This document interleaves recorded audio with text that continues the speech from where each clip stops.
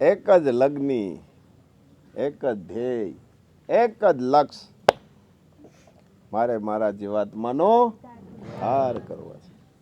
આ જ્યારે લગ્ની લાગવા મળે ને એટલે આપણે ગતિ આગળ વધે. કેમ ગાડી ગેરમાં નાખી પછી જ આગળ જાય ને?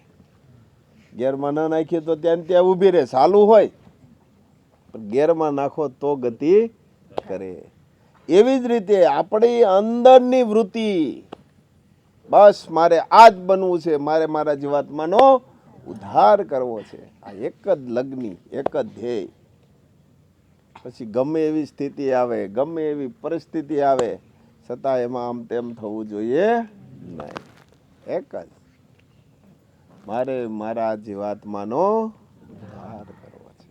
કે જે શરીરનો ઉદ્ધાર કરવો, જીવાત્માનો શું કરવું પડશે? તો આચરણ.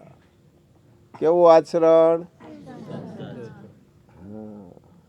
વાહ, સરસ. જય મા વિશ્વંભરી. હમણાં આપણને શ્રી મહાપાત્રએ કીધું કે લગની લાગવી જોઈએ જીવાત્માના ઉદ્ધાર માટે. ભક્તિ એવી હોવી જોઈએ, ભક્તિમાં એવો રંગ લાગવો જોઈએ કે આપણા જીવાત્માનો ઉદ્ધાર થઈ જાય. અત્યાર સુધી આપણે 3 યુગો જોયા, સતયુગ, ત્રેતાયુગ, દ્વાપરયુગ, અને અત્યારે બધા કહે છે કે કળિયુગ ચાલે છે. ખૂબ કપરો કાળ ચાલે છે, જીવવું ખૂબ અઘરું લાગે છે. પરંતુ શ્રી મહાપાત્ર કહે છે કે આ સમય સોના, હીરા, માણેક કરતાં પણ કિંમતી છે. કારણ કે ખુદ પરાશક્તિ, પરમ શક્તિ, મોક્ષદાતા, કર્મનિયંતા આ ધરા પર આવ્યા છે. તો એવો રંગ લગાવો ભક્તિનો કે જેથી આપણા જીવાત્માનો ઉદ્ધાર થઈ જાય.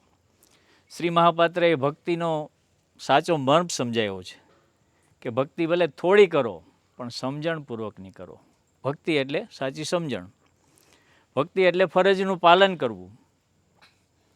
દરેક મનુષ્ય જો પોતપોતાની ફરજનું પાલન કરે અને ભક્તિમાં આગળ વધે તો એના જીવાત્માનો ઉદ્ધાર પણ કરી શકે છે. ભક્તિની અંદર સંઘર્ષ તો આવે જ, પણ આજે ભક્તિમાં લોકો એવું માને છે કે મારે કોઈ સંઘર્ષ આવવો જ નહીં જોઈએ, મને ક્યારેય દુઃખ આવવું જ નહીં જોઈએ. પણ શ્રી મહાપાત્ર કહે છે કે સંઘર્ષમાં જ મનુષ્ય આગળ વધી શકે છે. સંઘર્ષથી જ ઋણ બંધન, સંઘર્ષ આવે ને તો ઋણ બંધનમાંથી આપણે મુક્ત થતા જઈએ, નહીંતર ઋણ બંધનમાંથી મુક્ત થવાય નહીં. તમે જો રામ, હનુમાન, કૃષ્ણ, અર્જુન સતત સંઘર્ષમાં રહ્યા, સાથે જ રહ્યા ને બધાય. રામ ને હનુમાન રહ્યા, સતત હનુમાનને સંઘર્ષ આવ્યો કે નહીં? રામને આવ્યો કે નહીં? ખુદ ભગવાન છે છતાં સંઘર્ષ આવ્યો કે નહીં? કૃષ્ણ પછી અર્જુન, સંઘર્ષ આવ્યો કે નહીં? બધાને સંઘર્ષ જ આવ્યો ને. આપણે એમ કહીએ કે હે ભગવાન, હે માતાજી, હે મારું આ કામ કરી દો. હવે કામ કરી દેવાનું છે કે સંઘર્ષમાંથી કેમ હું પસાર થાવ તે રસ્તો ગોતવાનો, રસ્તો મેળવો તો જ તમારા ઋણ બંધનમાંથી તમે મુક્ત થાવ, નહીતર મુક્ત થઈ શકો નહીં. પણ સંઘર્ષ કોઈ લૌકિક આ બધા ઝીણા ઝીણા છે એ સમજણરૂપી એમને પૂરા થઈ જાય. આપણે સંઘર્ષ ક્યાંને માનીએ છીએ? સગાવાલા આમ કે, ઓલું આમ કે, ઓલું આમ કે, એ સંઘર્ષ માની. એ સંઘર્ષ નથી, એ અણસમજણ છે. સંઘર્ષ એટલે સમાજ માટે, રાષ્ટ્ર માટે, માતૃભૌમ માટે કંઈક કરી બતાવવાનું છે, કંઈક સમાજને આપવાનું છે. સત્ય આપો છો છતાં અસત્યનો જ્યારે પ્રહાર આવે એનો સામનો કરવો, અસત્યનો, તે સંઘર્ષ. આ નહીં ઓલું આ નથી થતું, હજી મારે આ નથી થયું, હજી મારે આ બાકી છે, મારે હજી ઓલું નથી થતું, એ સંઘર્ષ નથી, એ અણસમજણ છે. કનુભાઈ, હે આજે બધા ભગવાનને આપણે માની, ભગવાનને પૂજા કે બધું કરવા જાય, શું કામ? કે મારે દુઃખ ન આવે એટલે. તો ભગવાનને ઓછા આવ્યા? ક્યાં સુખ આવ્યું? એક તો જરાક ગોતો. રામને ક્યાં આવ્યું? કૃષ્ણને ક્યાં આવ્યું? એની હારે રહેવા વાળા હનુમાનને ક્યાં આવ્યું? અર્જુનને ક્યાં આવ્યું? એક એક જો. એટલે ખરેખર આજે આખી સ્થિતિ બદલી ગઈ છે. આપણો રસ્તો છે ને આમ રોંગ વી ગયો છે, સહી દિશા તરફ નથી.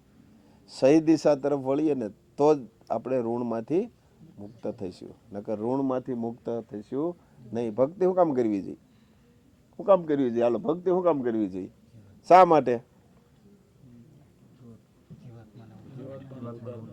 જીવાત્માના ઉદ્ધાર માટે કરવી જોઈએ, બરોબર છે, પણ શા માટે? એમ કે જન્મ જન્મના ફેરામાંથી મુક્ત થઈ ઋણમાંથી મુક્ત થવું. તો ઋણમાંથી મુક્ત કેવી રીતે થઈ શકે?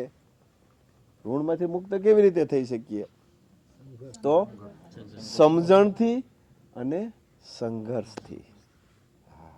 તો જ આપણે ઋણમાંથી મુક્ત થઈએ. ભક્તિ એટલે સમજણ, ભક્તિ એટલે પામવાનો રસ્તો, ભક્તિ એટલે ભક્ત અને ભગવાનની સાથે જોડાઈ જવું,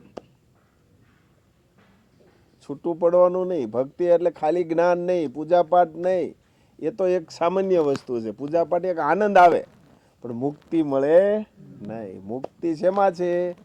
સંઘર્ષમાં. એક પરિસ્થિતિ, જે પરિસ્થિતિ આવે એ પરિસ્થિતિમાંથી કેમ પસાર થવું, તે ભક્તિ.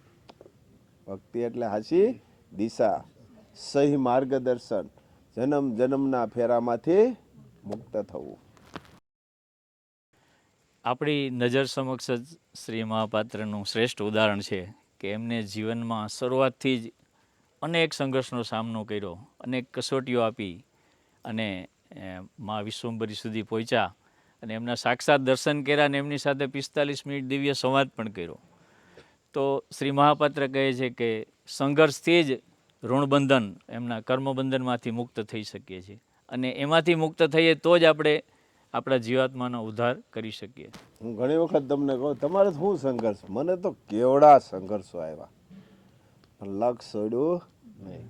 આજે ઋણબંધનમાંથી પણ મુક્ત થઈ ગયા. ઋણબંધન જ નહીં કોઈના, કનુભાઈ, પણ સંઘર્ષનો સામનો કર્યો ત્યારે ને, ન કર્યો હોત તો? સમય તો એ જ હતો. સંઘર્ષનો સામનો કરો એ જ સમય હતો, ન કરો તો એ જ સમય હતો. બસ કરીને બતાવો. શરીર સામે જુઓ નહીં, જીવાત્મા સામે જુઓ. શરીરનો ઉપયોગ કરી લ્યો. જ્યારે સંઘર્ષ આવે ત્યારે આ શરીરનો ઉપયોગ કરી લ્યો, તો જ આ ઋણબંધનમાંથી આપણે મુક્ત થઈશું. શ્રી મહાપાત્ર કહે છે ભક્તિ હંમેશા માગવાવાળી કે ભિખારી વૃત્તિવાળી ન હોવી જોઈએ, હંમેશા નિસ્વાર્થ ભાવની હોવી જોઈએ. તો આજે આપણે શું જોઈએ છીએ કે જ્યાં ત્યાં બધા માગ કરે છે, ભિખારી વૃત્તિવાળી આજે ભક્તિ જોવા મળે છે. પણ હંમેશા ભક્તિમાં ક્યારેય પણ માગવાની જરૂર નથી. એવી ભક્તિ કરીએ કે જેથી આપણું કર્મનું બેલેન્સ વધે અને આપણને આપોઆપ મળી જાય. ભક્તિમાં ક્યારેય ડર કે ભય પેદા કરે એવી ભક્તિ પણ ન હોવી જોઈએ. હંમેશા નિર્ભયતા અને કુમારીવંતા બનાવે એવી ભક્તિ હોવી જોઈએ. ભક્તિ હંમેશા સાત્વિક શક્તિની કરવી જોઈએ. સાત્વિક શક્તિની ભક્તિ કરવાથી કર્મનું બેલેન્સમાં વધારો થાય છે અને આપણને એનું ફળ પ્રાપ્ત થાય છે. અને તામસી શક્તિની જો ભક્તિ કરવામાં આવે તો એનું કર્મનું બેલેન્સ કપાય છે અને અનેક ગણું ભોગવવું પડે છે. એટલે ભક્તિ હંમેશા સાત્વિક શક્તિની જ કરવી જોઈએ. ભક્તિમાં આખો દિવસ ભગવાનની પૂજાપાઠ કે માળા કરવાની કે જપ તપ કરવાની જરૂર નથી, પણ એમના ગુણોને જીવનમાં ઉતારવાની જરૂર છે. ભક્તિમાં હંમેશા નિર્ભય ભક્તિ કરવી અને હંમેશા ભક્તિમાં આગળ વધવા માટે શ્રી મહાપાત્ર આપણને જે રસ્તો બતાવે છે એ રીતે આપણે જો આગળ વધતા રહેશું. અને એમ પણ કહે છે કે ભક્તિમાં ધ્યાન ધરવાની જરૂર નથી, પણ હંમેશા આપણે ડગલે ને પગલે ધ્યાન રાખવાની જરૂર છે. ભક્તિમાં કેમ આગળ વધવું, શું ખાવું, શું પીવું, શું ન ખાવું, એ બધું ધ્યાન રાખીને જો આપણે આગળ વધશું તો ભક્તિમાં આપણે આપણું જે લક્ષ્ય છે આપણા જીવાત્માનો ઉદ્ધાર કરવાનો, તો એ સુધી આપણે પહોંચી શકશું. આપણને અનુભવી માર્ગદર્શક મળ્યા છે.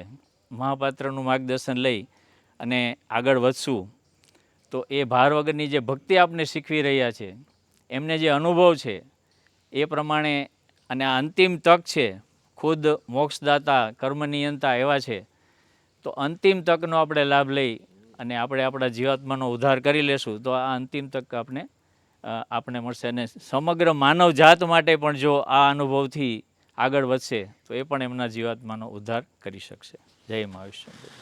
બસ એક જ લક્ષ, મારે મારા જીવાત્માનો ગાઢ કરવા છે. જય મા શિવાય.